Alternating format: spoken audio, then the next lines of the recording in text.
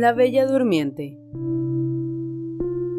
En otros tiempos había un rey y una reina cuya tristeza porque no tenían hijos era tan grande que no puede ponderarse. Fueron a beber todas las aguas del mundo, hicieron votos, emprendieron peregrinaciones, pero no lograron ver sus deseos realizados, hasta que por último quedó encinta la reina y dio a luz una hija. La esplendidez del bautizo no hay medio de describirla, y fueron madrinas de la princesita todas las hadas que pudieron hallar en el país, y siete fueron con el propósito de que cada una de ellas le concediera un don, como era costumbre entre las hadas en aquel entonces, y por este medio tuvo la princesita todas las perfecciones imaginables. Después de la ceremonia del bautismo, todos fueron al palacio, en donde se había dispuesto un gran festín para las hadas. Delante de cada una se puso un magnífico cubierto con un estuche de oro macizo, en el que había una cuchara, un tenedor y un cuchillo de fino oro guarnecido de diamantes y rubíes. En el momento de sentarse a la mesa, vieron entrar a una vieja hada que no había sido invitada, debido a que durante más de 50 años no había salido de una torre y se la creía muerta o encantada. Mandó el rey que le pusieran cubierto, pero no hubo medio de darle un estuche de oro macizo como a las otras, porque solo se había ordenado construir 7 para las 7 hadas. Creyó la vieja que se la despreciaba y gruñó entre dientes algunas amenazas. Una de las hadas jóvenes que estaba a su lado la oyó y temiendo que concediese algún don dañino a la princesita, en cuanto se levantaron de la mesa, fue a esconderse detrás de un tapiz para hablar de la última y poder reparar hasta donde le fuera posible el daño que hiciera la vieja. Comenzaron las hadas a conceder sus dones a la recién nacida. La más joven dijo que sería la mujer más hermosa del mundo. La que la siguió añadió que sería buena como un ángel. Gracias al don de la tercera, la princesita debía mostrar admirable gracia en cuanto hiciere, bailar bien según el don de la cuarta, cantar como un ruiseñor según el de la quinta y tocar con extrema perfección todos los instrumentos según el de la sexta. Le llegó la vez a la vieja hada, la que dijo, temblándole la cabeza más a impulsos del pecho que de la vejez, que la princesita se heriría la mano con un huso y moriría de la herida. Este terrible don a todos estremeció y no hubo quien no llorase. Entonces fue cuando salió detrás del tapiz la joven hada y pronunció en voz alta estas palabras. «Tranquilícense, rey y reina, su hija no morirá de la herida. Verdad es que no tengo bastante poder para deshacer del todo lo que ha hecho mi compañera. La princesita se herirá la mano con un huso, pero en vez de morir, solo caerá en tan profundo sueño que durará 100 años, al cabo de los cuales vendrá a despertarla el hijo de un rey». Deseoso el monarca de evitar la desgracia anunciada por la vieja, mandó publicar acto continuo un edicto prohibiendo hilar con huso, así como guardarlos en casa bajo pena de la vida. Transcurrieron 15 o 16 años y cierto día el rey y la reina fueron a una de sus posesiones de recreo. Y sucedió que corriendo por el castillo, la joven princesa subió de cuarto en cuarto hasta lo alto de una torre y se encontró en un pequeño desván, en donde había una vieja que estaba ocupada en hilar su rueca, pues no había oído hablar de la prohibición del rey de hilar con huso. «¿Qué hace, buena mujer?», le preguntó la princesa. «Estoy hilando, hermosa niña», le contestó la vieja, quien no conocía a la que le interrogaba. «¡Qué curioso es lo que está haciendo!», exclamó la princesa. «¿Cómo maneja eso? Démelo, quiero ver si sé hacer lo que usted». Como era muy vivaracha, algo aturdida, y además el decreto de las hadas así lo ordenaba, en cuanto hubo tomado el uso, se hirió con él la mano y cayó sin sentido. Muy espantada la vieja, comenzó a dar voces pidiendo socorro. De todas partes acudieron, rociaron con agua la cara de la princesa, le desabrocharon el vestido, le dieron golpes en las manos, le frotaron las sienes con agua de la reina de Hungría, pero nada era bastante para hacerla volver en sí. Entonces el rey, que el ruido había subido al desván, recordó la predicción de las hadas y reflexionando que lo sucedido era inevitable, puesto que aquellas lo habían dicho, dispuso que la princesa fuera llevada a un hermoso cuarto del palacio y puesta en una cama con adornos de oro y plata. Tan hermosa estaba que cualquiera al verla hubiera creído estar viendo un ángel, pues su desmayo no le había hecho perder el vivo color de su tez. Sonrosadas tenía las mejillas y sus labios asemejaban coral. Solo tenía los ojos cerrados, pero se la oía respirar dulcemente, lo que demostraba que no estaba muerta. Mandó el rey que la dejaran dormir tranquila hasta que sonara la hora de su despertar. La buena hada, que le había salvado la vida condenándola a dormir 100 años, estaba en el reino de Pamplinga, que distaba de allí 12.000 leguas, cuando le ocurrió el accidente a la princesa. Pero bastó un momento para que de él tuviese aviso por un diminuto enano que calzaba botas con las cuales a cada paso recorría 7 leguas. Se puso inmediatamente en marcha la hada, y al cabo de 1 hora la vieron llegar en un carro de fuego tirado por dragones. Fue el rey a ofrecerle la mano para que bajara del carro, y el hada aprobó cuanto se había hecho, y como era en extremo previsora, le dijo que cuando la princesa despertara se encontraría muy apurada si se hallaba sola en el viejo castillo. He aquí lo que hizo. Excepción hecha del rey y la reina, tocó con su varilla a todos los que se encontraban en el castillo. Ayas, damas de honor, camareras, gentiles hombres, oficiales, mayordomos, cocineros, marmitones, recaderos, guardias suizos, pajes y lacayos. También tocó los caballos que había en las cuadras y a los palafreneros, a los enormes mastines del corral y a la diminuta Tití, perrita de la princesa, que estaba cerca de ella encima de la cama. Cuando a todos hubo tocado, todos se durmieron para no despertar hasta que despertara su dueña, con lo cual estarían dispuestos a servirla cuando de sus servicios necesitara. También se durmieron los asadores que estaban en la lumbre llenos de perdices y de faisanes, e igualmente quedó dormido el fuego. Todo esto se hizo en un momento, pues las hadas necesitan poco tiempo para hacer las cosas. Entonces el rey y la reina, después de haber besado a su hija sin que despertara, salieron del castillo y mandaron publicar un edicto prohibiendo que persona alguna, fuese cual fuere su condición, se acercara al edificio. No era necesaria la prohibición, pues en 15 minutos brotaron y crecieron un número extraordinario de árboles grandes, pequeños rosales silvestres y espinosos, de tal manera entrelazados que ningún hombre ni animal hubiera podido pasar, de manera que solo se veía lo alto de las torres del castillo, y aún era necesario mirarle de muy lejos. Nadie dudó que la hada había echado mano de todo su poder para que la princesa, mientras durmiera, nada tuviese que temer de los curiosos. Pasados los 100 años, el hijo del monarca que reinaba entonces, debiendo añadir que la dinastía no era de la princesa dormida, fue a cazar a aquel lado del bosque y preguntó qué eran las torres que veía en medio del espeso ramaje. Le contestó cada cual según lo que había oído. Unos le dijeron que aquello era un viejo castillo poblado de almas en penas, y otros que todas las brujas de la comarca se reunían en él los sábados. Según la opinión más generalizada, moraba en él un ogro que se llevaba al castillo todos los niños de que podía apoderarse para comerlos a su sabor y sin que fuera posible seguirle, puesto que solo a él estaba reservado el privilegio de paso por entre la maleza. No sabía a quién dar crédito al príncipe, cuando un viejo campesino habló y le dijo: «Príncipe mío, hace más de 50 años oí contar a mi madre que en aquel castillo había la más bella princesa del mundo, que debía dormir 100 años, estando reservado el despertarla al hijo de un rey, de quien debe ser esposa». A estas palabras sintió el joven príncipe que la llama del amor brotaba en su corazón, y sin duda al instante creyó que daría fin a la aventura tan llena de encantos. Impulsado por el amor y el deseo de gloria, resolvió saber en el acto si era exacto lo que el campesino le había dicho, y apenas llegó al bosque cuando todos los añosos árboles, los rosales silvestres y los espinos se separaron para abrirle paso. Caminó hacia el castillo, que veía el extremo de una larga alameda, en la que penetró quedando muy sorprendido al observar que los de su comitiva no habían podido seguirle porque los árboles volvieron a recobrar su posición natural y a cerrar el paso en cuanto hubo pasado. No por eso dejó de continuar su camino, pues un príncipe joven y enamorado siempre es valiente. Penetró en un extremo del patio y el espectáculo que a su vista se presentó era capaz de helar de miedo.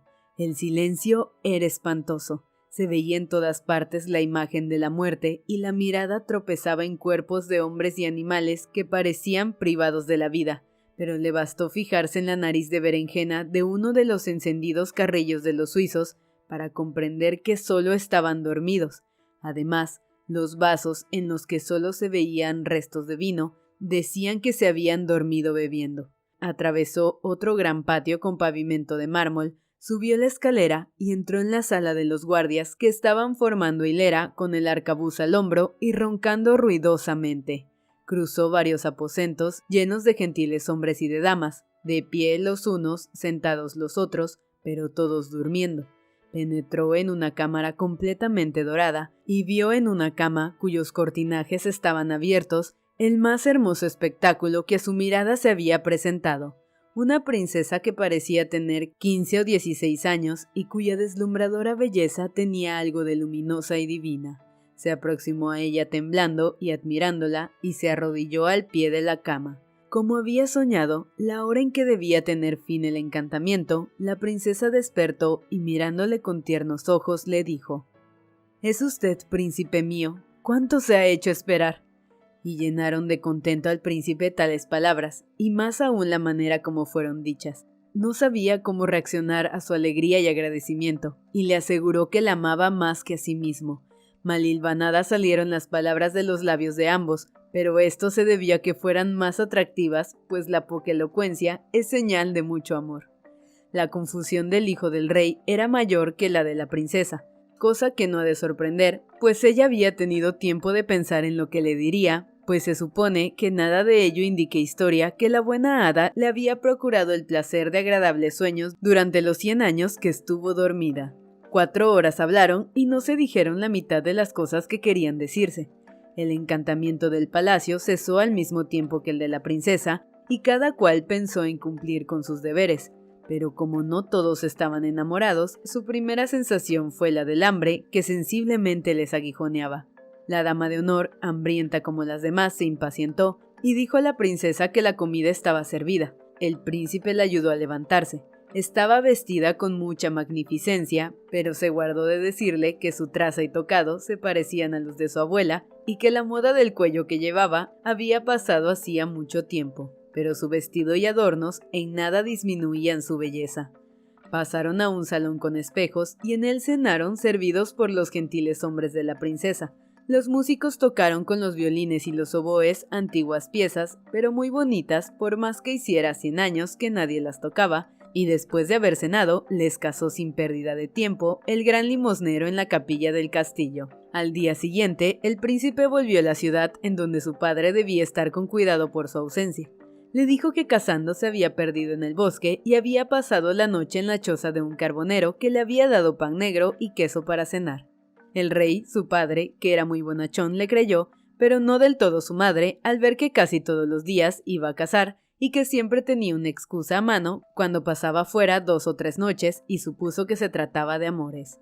El príncipe vivió con la princesa más de 2 años y tuvo de ella 2 hijos, una niña llamada Aurora y el segundo niño, al que pusieron por nombre Día, pues aún parecía más hermoso que su hermana. La reina hizo varias tentativas para que su hijo le revelara su secreto, pero el príncipe no se atrevió a confiárselo porque si bien la amaba, la temía por proceder de raza de ogros, a pesar de lo cual el rey lo habría casado con ella porque su fortuna era grande. Además, se murmuraba en la corte, pero en voz muy baja, que tenía inclinaciones de los ogros y que al ver pasar niños, con mucha dificultad lograba contener el deseo de devorarlos. A esto se debió que el príncipe nada dijera. Pero al cabo de 2 años murió el rey, y al subir su hijo al trono, declaró públicamente su matrimonio y fue con gran ceremonia a buscar a la reina, su esposa, a su castillo. La recepción que le hicieron en la ciudad, que era la capital, cuando se presentó en medio de sus 2 hijos, fue magnífica. Algún tiempo después, el príncipe fue a guerrear contra su vecino, el emperador Cantagallos. Confió la regencia a la reina madre y le recomendó mucho a su mujer y a sus hijos. Debía guerrear todo el verano y cuando estuvo fuera, la madre envió a su nuera y a sus nietos a una casa de campo que había en el bosque para poder satisfacer con mayor libertad sus horribles apetitos. Algunos días después fue a la casa de campo y por la noche dijo a su mayordomo: «Mañana quiero comerme a Aurora». «¡Ay, señora!», exclamó el mayordomo. «Lo quiero», contestó la reina con tono de ogra que desea devorar carne fresca. «Y quiero comerla en salsa picante». El pobre hombre comprendió que no había que andarse con bromas con la ogra. Tomó un enorme cuchillo y subió al cuarto de la pequeña Aurora. Tenía entonces 4 años, y al verle corrió hacia él saltando y riendo, le abrazó y le pidió un caramelo. El mayordomo se puso a llorar, se le escapó el cuchillo y bajó al corral.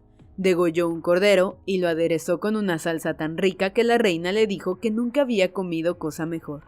Al mismo tiempo el mayordomo llevó a la pequeña Aurora a su mujer para ocultarla en su casa, que estaba situada a un extremo del corral. 8 días después, aquella mala reina dijo a su mayordomo: «Para cenar quiero comerme a mi nieto Día». El mayordomo no replicó porque ya tenía formado el propósito de engañarla como la otra vez. Fue en busca del niño y le halló con un diminuto florete en la mano, ensayándose en la esgrima con un mono, a pesar de que solo tenía 3 años. Le llevó a su mujer, que le ocultó junto a Aurora, y el mayordomo sirvió a la reina madre un cabritillo muy tierno que halló sabrosísimo. Hasta entonces todo había marchado perfectamente, pero una tarde aquella perversa ogra dijo al mayordomo: «Quiero comerme a la reina aderezada en salsa picante lo mismo que a sus hijos». El hombre quedó aplastado, no sabiendo cómo engañarla. La joven reina tenía 27 años, sin contar los 100 que había pasado durmiendo. El pobre funcionario desconfiaba de hallar en el corral una res cuyas carnes fueran semejantes a las de una princesa de tan extraña edad. El mayordomo, para salvar su vida, tomó la resolución de degollar a la reina y subió a su cuarto con la intención de realizar su propósito. Mientras subía, se excitaba la ira y entró puñal en mano. No quiso tomarla por sorpresa y con mucho respeto le dijo cuál era la orden que le había dado la reina madre. «Cumple tu deber», contestó ella tendiéndole el cuello. «Ejecuta la orden que te ha dado y volveré a ver a mis hijos, a mis pobres hijos a quienes amaba tanto». Desde que se los habían quitado sin decirle nada, la reina les creía muertos. «No, no, señora», exclamó el pobre mayordomo muy conmovido. «No morirá, pero no por eso dejará de ver a sus hijos, pues los veré en mi casa en donde les he ocultado, y de nuevo engañaré a la reina sirviéndole una corza en su lugar». La llevó en el acto a su habitación y la dejó que abrazara a sus hijos y confundiera sus lágrimas con las suyas, mientras él se fue a guisar la corza que la ogra se comió en la cena con el mismo apetito que si hubiese sido la reina. Estaba muy satisfecha de su crueldad y se disponía a decir al rey, cuando regresara, que los lobos hambrientos se habían comido a su mujer y a sus hijos. Cierta noche, que según su costumbre, rondaba por los patios y corrales del castillo por si olfateaba carne fresca, oyó que su nieto lloraba porque su madre quería pegarle por haber hecho una maldad, y también oyó la vocecita de Aurora, que pedía perdón para su hermano.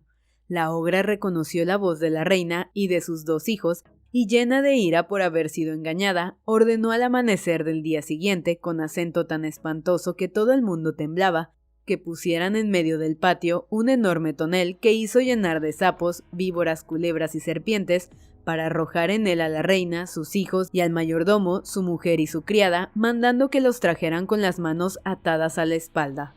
En el patio estaban los infieles y los verdugos se disponían a echarlos en el tonel, cuando el rey, a quien no se esperaba tan pronto, entró de repente a caballo. Había corrido mucho y preguntó muy admirado qué significaba aquel horrible espectáculo. Nadie se atrevía a contestarle cuando la ogra, furiosa al ver lo que pasaba, se arrojó la primera de cabeza al tonel y en un instante fue devorada por los asquerosos reptiles que había mandado echar dentro. El rey no dejó de sentir disgusto, pues era su madre, pero pronto se consoló con su hermosa mujer y sus hijos.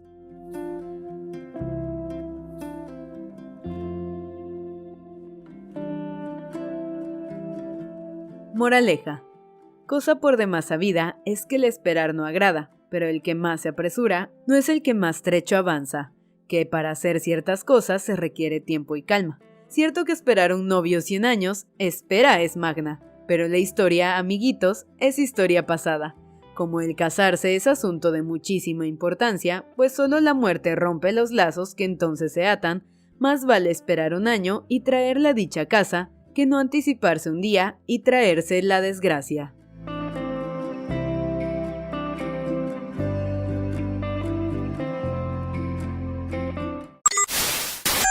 Si te ha gustado esta historia, dale like, compártela y suscríbete a nuestro canal.